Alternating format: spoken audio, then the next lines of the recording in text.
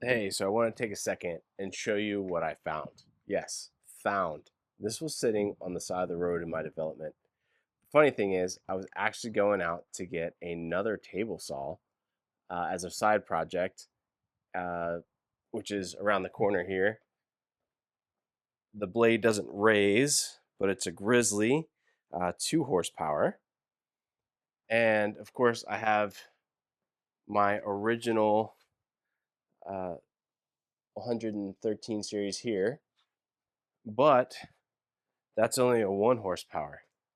This one, sitting on the side of the road for $3.99, is a 3 horsepower. It's wild.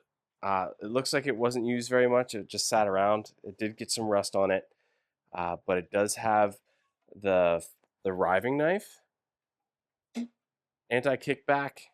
It's got the original miter gauge with the a clamp, which mine didn't have, and then it has the original fence that is only on the right side of the blade.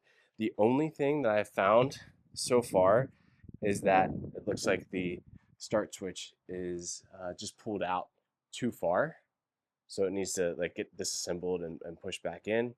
But I bet you once I do that, it works. So absolutely crazy. Um, Let me know what you think I should do with this. Should I keep it? Should this be my main saw from now on?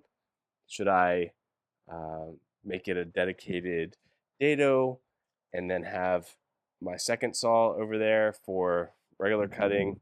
Sell the Grizzly. Do I sell this? Do I sell the 1 horsepower? Let me know what you think in the comments.